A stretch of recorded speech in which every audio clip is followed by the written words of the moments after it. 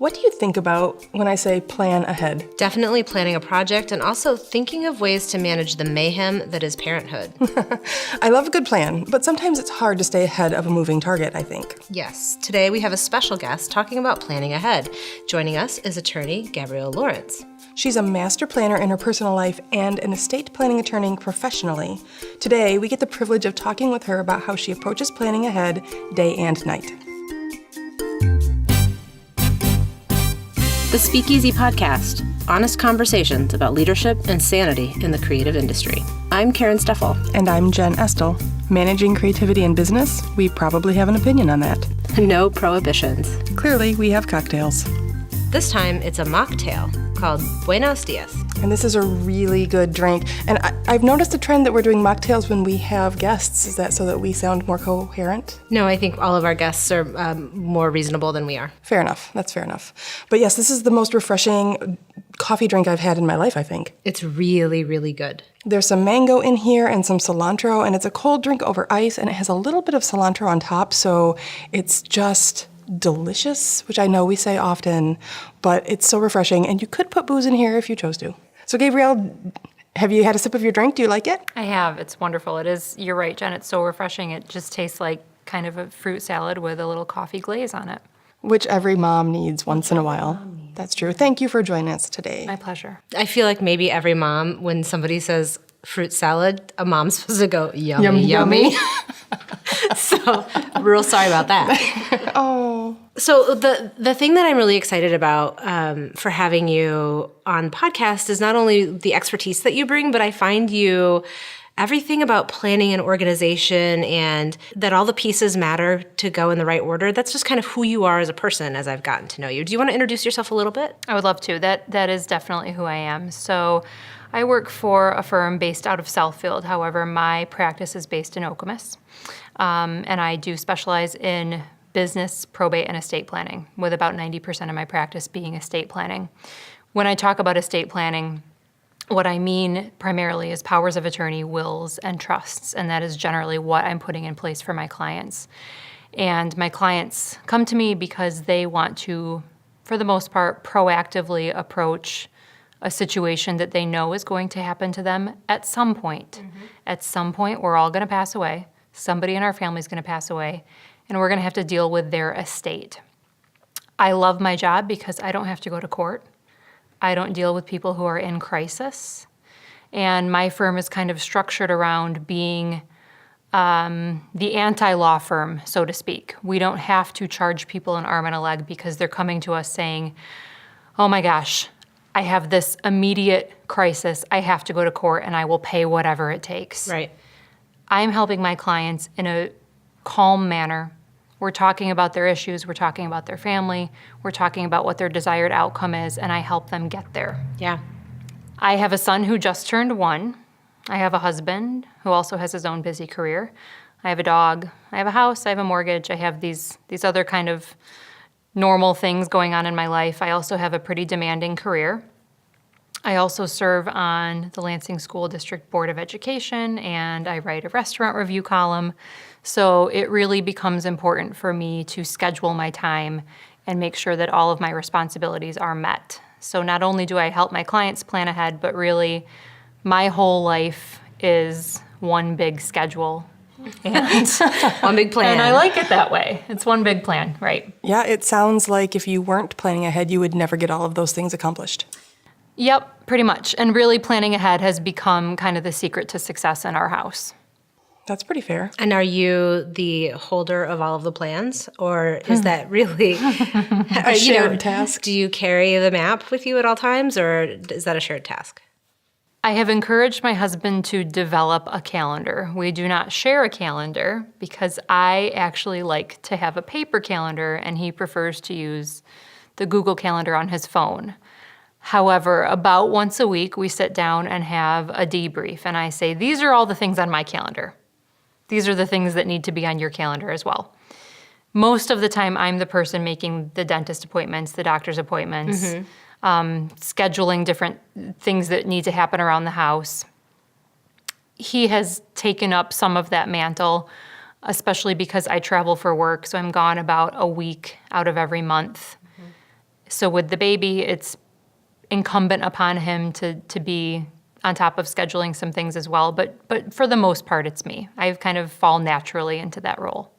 Which I think is funny because for the most part, it's me could sum up most of our podcast topics as entrepreneurs as well. Yes. And probably every mother who's listening to this is nodding her head. For the most part, it's me. So it's really, really interesting to me too, because I feel like as entrepreneurs, what planning ahead means, like we would have a different definition of what planning ahead means than how it operates inside of your realm.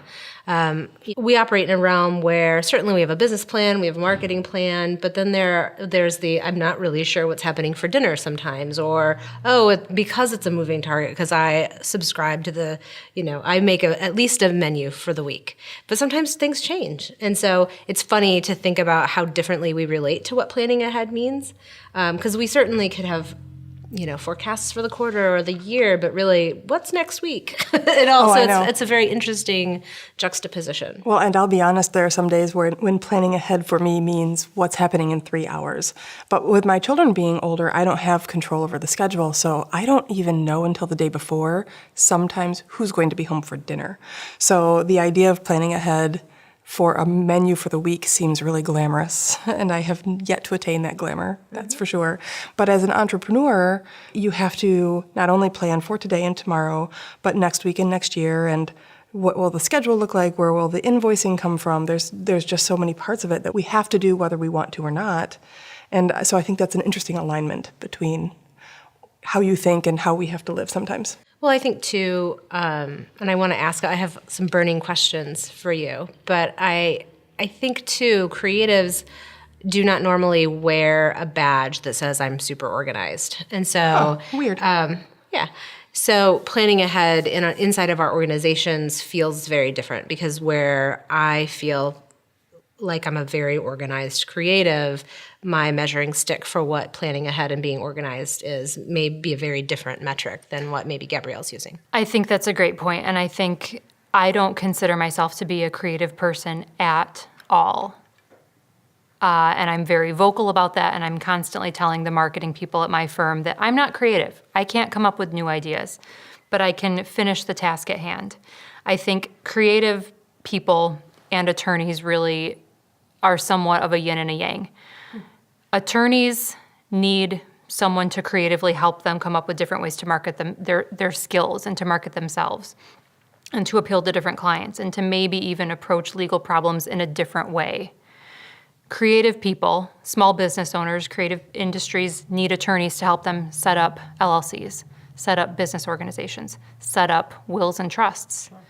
I think that very frequently in my practice, I've encountered people who are maybe artists, or they're working in a 9-to-5 job and they're selling their artwork on the side. Mm-hmm. And I encourage them to set up an LLC, because not only does it look more professional, but it's a lot easier when it comes tax time, and you can delineate personal expenses and business expenses. But ultimately, the planning ahead that I'm doing for most of my clients, those wills, trusts, and powers of attorney, in my opinion, that's really the ultimate measure of planning ahead, because we're planning for what happens if something unforeseen or something catastrophic happens. My clientele, I get asked the question a lot of, what's your typical client? And that's a hard question to answer, because it runs the gamut from people who just had their first child and they're very concerned about guardianship, and they want to make sure that they've got that will in place so they can control who's going to take care of these kids. Mm-hmm. And it runs the gamut to people who are in their 90s, and they come to me and they say, we've been married for 60 years, and we've been telling each other every year, we've got to do our estate planning, we've got to do a will and a trust. And I hear this several times a week all over the state of Michigan, and people always think that they're telling me something I've never heard before, of course. And I say, I know, I hear it all the time. You've known that you've needed to do it for years, and here we sit, and we're finally going to get it done. I think it can be an intimidating topic for people. I think people don't know where to find an attorney, and you don't just want to Google estate planning attorney. So I think a lot of times people wait to find someone. They want a referral, they want somebody to tell them, I know this person, you should go to this person, and I understand that, and I totally understand that it can be an intimidating topic. I think that people are under the impression that I need volumes of information from them, and it's going to take a year and a half to finish this process, and it's going to cost them thousands and thousands of dollars. And generally, when I finish my meetings with clients, they say, wow, that was a lot easier than I thought it was going to be. Oh, I bet. When Karen introduced us, I said, oh, an estate planning attorney, and I promptly went and looked at my will. I was like, how's my will looking? But I think the idea of estate planning also sort of says you have an estate. And when my children were small and we wrote a will, we didn't have an estate. If you have a bank account, you have an estate. Right. And so I think there are lots of misperceptions about who needs estate planning, who needs to think about a will and when. And so I'd be curious when people come to you more often, like what finally spurs someone to make that decision? So a lot of times it is that first child being born. But I tell people all the time, you're never too young or old or rich or poor to have an estate planning document in place. And it might just be, I'm 18 and I'm moving away, I'm going to college, and I need a medical and financial power of attorney. And I tell the story about my cousin who graduated from high school and moved to Marquette to go to Northern Michigan University, and my aunt and uncle called me and said, does he need to do anything before he leaves home? And I said, oh yeah, he needs a medical power of attorney, because if he's injured in a car accident, he's a 9-hour drive from home and the hospital cannot even tell you what his condition is. Mental note, I'll be doing that. I'll be calling you in July when my child turns 18. And people forget an 18-year-old in this country is legally an adult. So that 18-year-old, again, might just need powers of attorney. But it might be 40-year-old family who needs wills and trusts and powers of attorney. They need to make sure that those kids are going to be protected if something happens to them. So really, it's clients all over the board. I pride myself on being able to personalize that estate plan to address each family's particular situation. Do you find that most families are afraid of coming up with a definitive answer? Absolutely.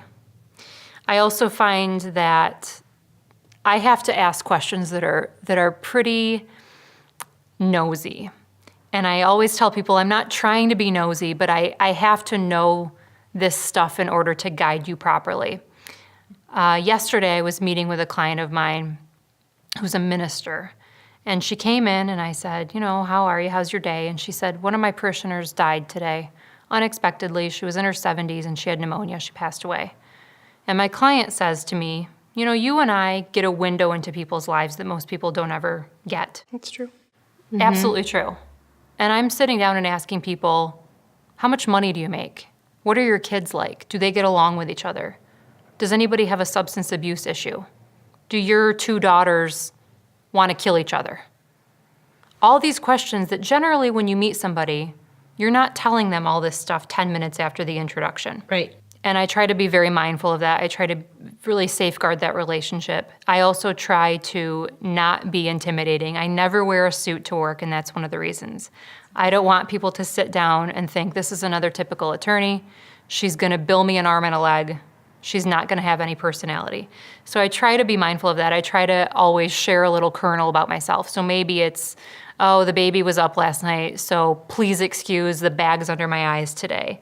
Or I went to high school with your kid, or your mom was my English teacher, or whatever the case may be. I always try to find kind of a common denominator with my clients to personalize myself to them.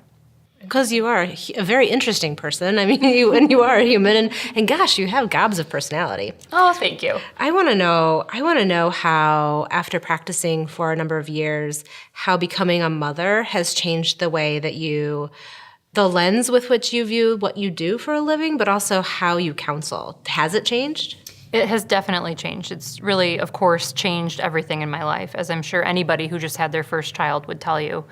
I would have a client every once in a while who, when we get to the question of guardianship, they would tear up. And of course, I would take my time and not push the issue and let them come to their own decision. But it never really meant anything to me personally because I didn't have anything to relate it to. I didn't have my own kid. Of course, that has totally changed now. Yeah. And everything I do, I think about, how is this going to affect Eddie in the future? How can I set it up so that he has the easiest life possible, especially if something happens to his parents and my brother and sister-in-law are raising him? How am I going to make this as easy as possible for them so that he has the best life possible? And so we cry every time. We cry all the time, sorry. There's very few episodes that we don't end up tearing up, and then we laugh at each other because it's really ridiculous. But it really does personalize it. And when you think about somebody else's mortality, and then you can almost like you're holding up a mirror and you think about your own, you really get into the headspace of the person that you're face to face with. Well, and it's funny, too, when you think about that, as an entrepreneur, I have to think about what happens to my children and what happens to my staff and what happens to my business. So planning ahead, depending on where you are in your life cycle or your career cycle, can mean a lot of things, too, which is a huge challenge. One of the things that Jen and I talked about when the podcast turned 1, we talked about whether we were still in, but also what have we learned. And I consistently say to folks who ask that the podcast, if nothing else, it's been a ton of fun and it has formalized a relationship that Jen and I have had for a long time. But if nothing else, it is a structure for me to think about the things that I normally would not set aside time to think about. And I've grown so much because of it. So I think that when it comes to planning ahead, whether it's planning ahead as an entrepreneur, like you just said, it's not really about you. It's about how does that impact your staff, or how does that impact Eddie, your son. But it's the notion that, what you do, Gabrielle, forces people to think about their priorities. It forces people to answer questions, and the answers to those questions allow people to rally around you to make sure that those things can come to fruition, whatever those goals are, whether that's in an estate planning. But it's the same thing for our businesses. Oh, yeah, and it's so interesting because in talking to her, and that's one of the things I enjoy. We're very lucky to be able to talk to people who work in lots of industries in our career.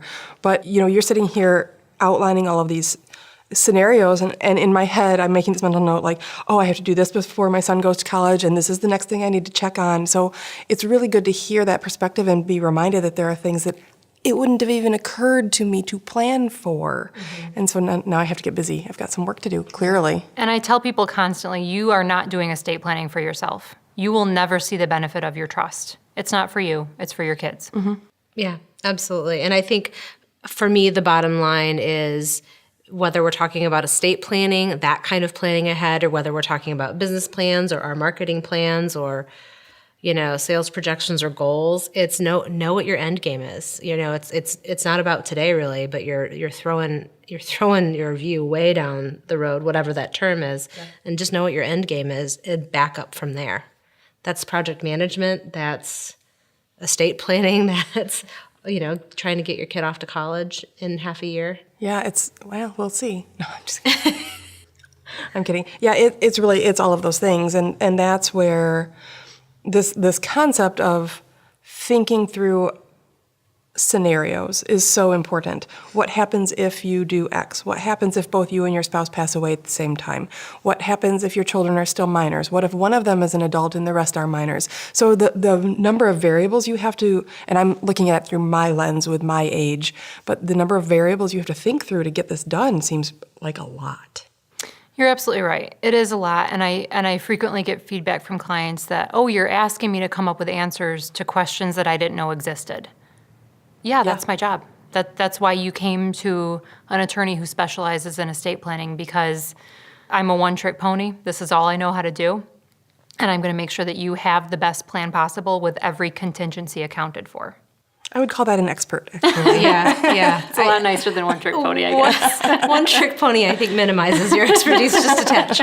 But it's funny because when you start asking those questions and you're probing and you're really requiring people to think about their priorities or their plans, and then people leave your office and go back and have really hard conversations. And in transparency, Gabrielle has done my will and trust for my family. But in that same process, my best girlfriend was going through the same process. And she was so afraid to ask me to be the guardian of her children that she texted me at 10 o'clock at night, because what else would I do besides just go, yeah, across a text? And so it's opened up a really funny conversation with her, and she has 5 children. I might mention, but it was the easiest yes. Of course, I threaten her when I see her that she can't die, but at the same time as her husband. But it's these really funny conversations that you end up having with people. That's funny because I just texted my sister-in-law and I said, if we die, you get the kids, right? She said yes. I didn't ask. I just explained. Yeah. So same. Yeah. I mean, How else do you ask that question, really? Right. Do people find that question awkward? I mean, the default is sometimes quite clear, right? What I always tell people is, you're going to give me tentative answers today in our first meeting. And I know that you and your husband or you and your wife or whatever, you're going to go home and you're going to noodle on this. You're going to think about it. You're going to talk to your people. You're going to figure out if this is really the right choice. You're going to have a month to sit with what you told me. Nothing is final today. And very frequently, I get calls or emails from people saying, I know I told you I wanted Jen to be the guardian of my kids.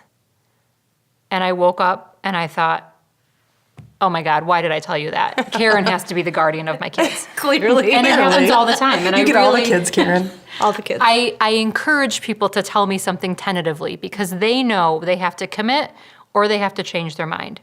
But I'm going to make you take that uncomfortable first step because otherwise it's never going to get done. That leads me sort of to some process questions. So for you, you said in a month you're going to have to decide. So my question maybe is like, how long is this process for the average family? So most of the time, my process takes about 6 weeks, and most of the time it's a series of 2 meetings. We have our first meeting where I really explain what is a will, what is a trust, how are they different, what do I need? And then in that first meeting, we go through some worksheets that I have, and I encourage people to say, this is who my trustee will be, this is who my guardian will be. And I'll say, if you change your mind, you have until this deadline to tell me that you're changing your mind, because in our next meeting, I'm going to have everything prepared. I'm going to have a binder full of documents ready for your signature. So you have to have told me if we're going to do something different than what I've set up here. However, of course, I don't ever make anybody sign anything that they don't want to sign. And it happened just yesterday that people changed their mind on which kid they wanted to name first. So we're just going to redo the documents because I tell people I have no interest in giving you something that you don't want or that you don't understand or that you're not comfortable with. Sure. I want you to know everything that you have, and I want you to know why, because selfishly I want you to be able to tell your friends, hey, I worked with Gabrielle, and this is what I have, and you should call her too. That's a great marketing tool for me. But I also don't think that that's your initial motivation, right? Of course so not. What's the most rewarding thing about your job? What do you go to sleep at night knowing that when you wake up in the morning, what you do matters? I firmly believe that I give people peace of mind. And I believe that because I hear it day after day after day. Very frequently, clients leave our second meeting and they hug me and they say, I feel such a sense of relief. Yep. And I think what better vote of confidence is there in what I'm spending all of this time doing than to have somebody telling me that I've given them peace of mind. And that's what I'm proudest of in my career. That's pretty cool. That's nothing to sniff at, is it? No, not at all. What else do you want to share with us about planning ahead? Or, where do you suck at planning? Well, I want to pick a scab. And I want to hear about meal planning because she told us a little bit about that and I was very impressed. Yes. I am an obsessive meal planner. So our meal plan is, I plan 3 weeks out. Which is crazy. So as I've said, I travel for about a week out of every month, hence the 3-week meal plan.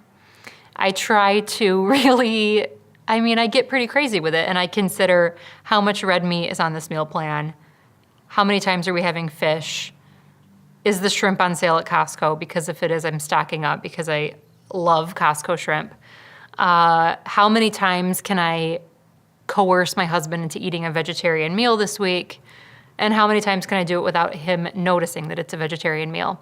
I know that if I don't have that meal plan, he's going to end up eating Rallies for dinner, which he loves and which I can't let it happen. So I've got the 3-week meal plan. I know that if it's 4 o'clock, maybe I haven't made dinner yet, but I at least have the groceries at home to make those honey chipotle chicken quinoa bowls that we're going to have that night. So it's so impressive. Is that actually what you're having tonight? Yes, it is. It's one of our favorites. Can I have that recipe? Of course, I'll send it to you. I would like Can that. you It's just, really good. Can you It's just really make good. it for me and deliver it to Of my door? course, I'm happy to. Because she has a lot of extra time because of all of her planning ahead. Oh my goodness. right. All right, sorry I jumped in there. You can pick the scab. What did you have to ask? I want to know what you suck at. Oh, I really get annoyed with myself when I have the opportunity to work out in the morning and I don't get out of bed. And every week I have these grand plans to get up at 5 o'clock Monday through Friday and get to that 6 o'clock gym class. But if the baby wakes up at 3 and he's up for 20 minutes, I'm not going to get up. And then at noon that day, I'm so annoyed with myself because that was my one opportunity to work out and I didn't do it. So I'm really trying to get better at that. A few years ago for Lent, I gave up the snooze button. Oh my goodness. I think I'm going to do that again for the new year and just give it up completely, because if I hit that snooze, I'm never getting out of bed. Well, you clearly do. But how many times do you hit snooze? Twice is the max. Yeah. But I need to just stop doing it completely. That thought, though, that if you haven't done it in the window that you've allotted, there is no other time in the day, is such a universal thought for parents our age. Absolutely. There's no margin in your day. There's no margin. So I don't think that's you. It's just life in this phase. Maybe you could also give yourself a little grace. I've been trying to do that. That's really been another theme of the past year. I remember when Sarah Anthony was your guest and she talked about her motto, "You belong here," and I really liked that. And I have my own kind of personal 3 key words that I say to myself all day long, and it's patience, grace, and confidence. And frequently throughout the day, I'll stop and take a minute and just remind myself of my 3 words and tell myself it's okay. If you didn't get up at 5 a.m. and go to the gym, you'll do it tomorrow. So you have planned for tomorrow, but you still have tomorrow. So it's a pretty good balance. Mm-hmm. Crazy. Mm-hmm. Okay, here's my question for you. So what if one of our listeners is sort of on the fence and thinking, I either need to look at my estate plan, or I need to update it, or I need to decide to do it? What do they need to do mentally to prepare to make a phone call? Sure. So first of all, don't be intimidated. Any good attorney is going to slowly, carefully walk you through everything. Like I said, it's in our best interest to make sure that you understand everything that you have and everything that you're hiring that attorney to prepare for you. I advise people to work with an attorney who specializes in estate planning. Too frequently, I've seen a will or a trust put together by someone who is essentially a general practitioner, and really, you get what you pay for. And if you're finding somebody who says, "Yeah, I'll do it for free as a favor," most of the time it's not a great estate plan.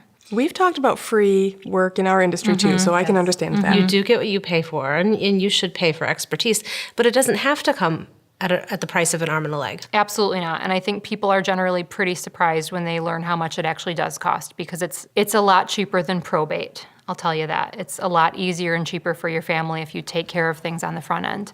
People should also start thinking about who they would name in those roles. So who would you choose as guardian, or who would you choose as executor? And then text that person at 10 o'clock at night. And then absolutely text that person at 10 p.m., hopefully after they've had a few coffee cocktails, and They can say yes. do you want my kids? Yeah. Speaking of, you guys love this cocktail, right? It's delicious. It's really good. It's the combination between the sweet and the bitter and the little bit of herb in there. It's a really nice balance. It is. It's really, really good. I'm so glad that it was made, especially for you. Thank you so much. Thank you for being our guest. My pleasure. So where could listeners find you if they had any questions or just wanted to stalk you on social media? I love Instagram. My username is @GCLawrence. Lawrence is with a W. I'm on Facebook. I tweet about once a year. I also write... But it's really important stuff. It's really good stuff, though. I write a monthly restaurant review column for the Lansing City Pulse locally. It's called He Ate, She Ate, and I am obviously the she ate. And I work for a firm called Shea Aiello, but if you Google me, then you should be able to find me. That's fantastic. I have learned so much today. I have to. Thank you so much for coming. My pleasure. Thank you for having me. Very good. And Jen, where can people find us if they're listening? You can find us on Twitter, Facebook, and Instagram at Easy Underground, or on our website, thespeakeasypodcast.com. Thanks for listening. People say creativity and entrepreneurship should be open and fluid and free. But should they? Could they be disciplined and methodical instead? Perhaps. What would that look like? I think that looks like something called rigor. And that's what we're talking about next time.